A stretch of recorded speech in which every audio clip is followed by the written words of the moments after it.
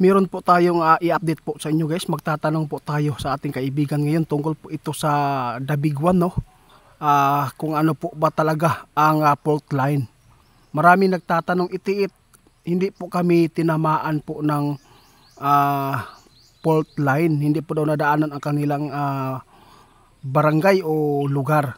Gusto po nila magtanong kung safety pa ba po ba sila. At saka yung gaano ba kadelikado yung fault line na kung saan dumaan. Nais po nilang tanungin sa ating kaibigan din guys. Kaya nais kong ipaabot sa lahat po na makapanood dito.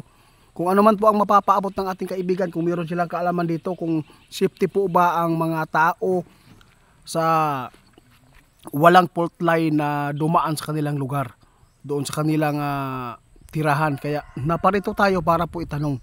Kaibigan, si Linyo po ang nandito guys.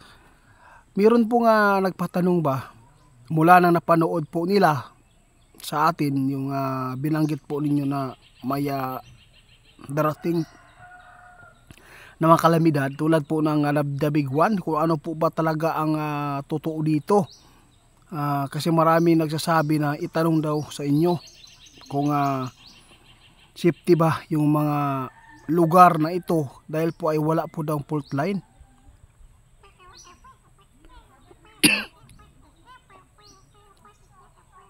Nako po guys, ito po ang sagot ng ating kaibigan ha. Kahit po hindi po kayo dinaanan ng fault line na yan, no? Hindi po natin masabi na kayo ay safety. Dahil po kapag malapit kayo sa dagat o malapit po kayo sa Luzon, saan man po yung nakalagay po yung fault line sa mga lugar na ito, ay wala pa ring, grabe kaibigan, hindi ako makapaniwala dito, wala na iligtas guys, no? Dahil po kapag malapit po talaga sa dagat, ibig sabihin yan maaabot kayo, no? Kahit gaano pa kayo ka layo dyan sa Manila, kung ito ay yayanig.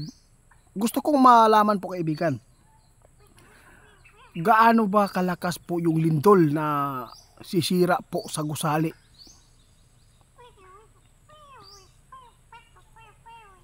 O pakinggan nyo guys, ingon si kaibigan yung The Big One, pwede yan aabot ng 7.2. Malakas na po yan dito sa ating bansa yan. Ilang gusali na po yung mamamatay po doon ng mga tao, at saka ilang gusali pa yung magigiba. Naku po kaibigan, maraming bahay, building po yung matutudas dito. Kaya nakakatakot. Estimated nga sa balita ngayon guys, 50,000 katao pwedeng mamatay dyan po sa Manila kapag ito ay tatama yung 7.7 o 7.2 magnitude. Ito ang ipinapaabot po ng PBOLX, no, na ganito karami po yung mamamatay kung sakali man na tatama yung lindol na yan, na tulad po doon sa Myanmar. Diyos ko, ilang tao yan guys, grabe, estimated pa lang yan, hindi pa sinali po yung mga sugatan dyan. Kaibigan, ito ang kinatatakutan ng ating kaibigan.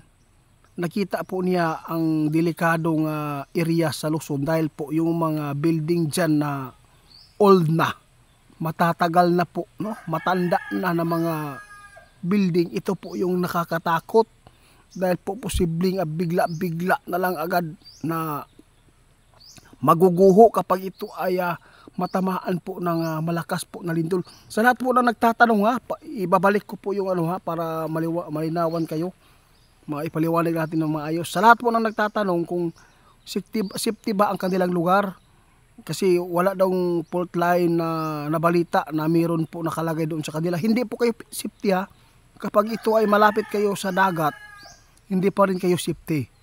Yun po ang totoo.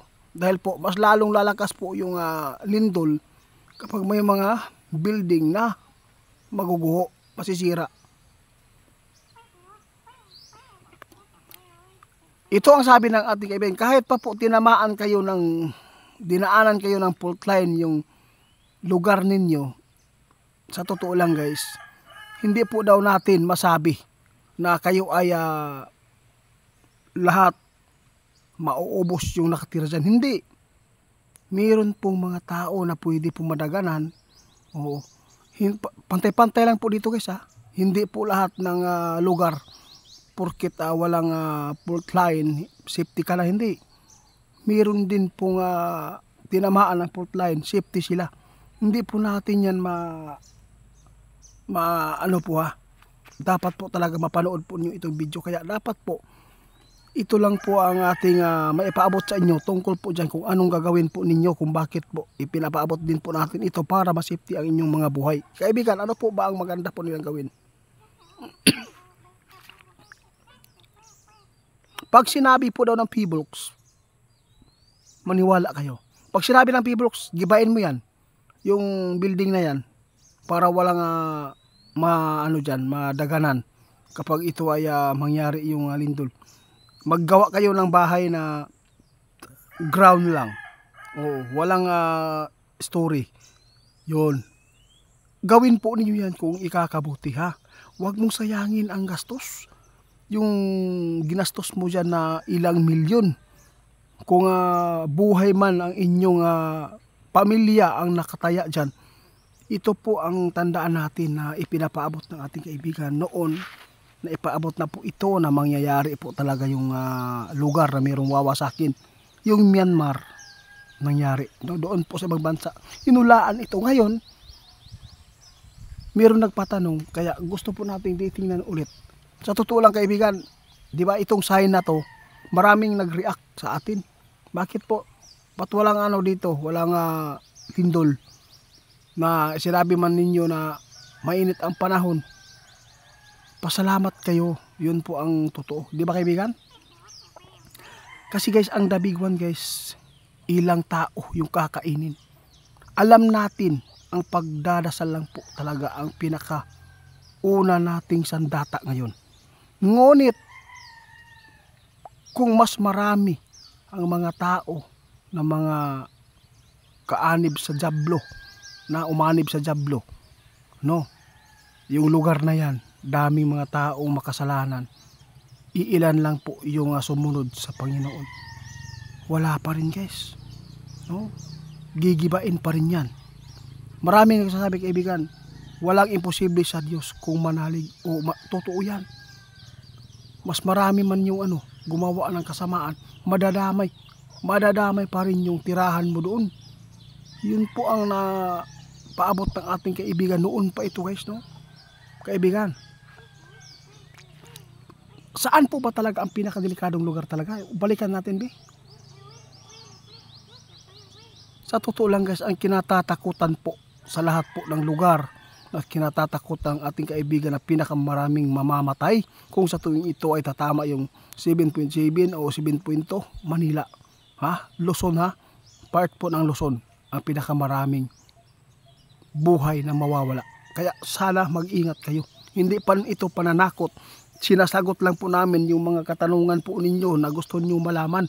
Kaya salamat po sa inyong mga pagsuporta sa amin. Ngayon guys, makipag-usap pa rin tayo kay kaibigan tungkol po sa kaguluhan po ng ating bansa ngayon.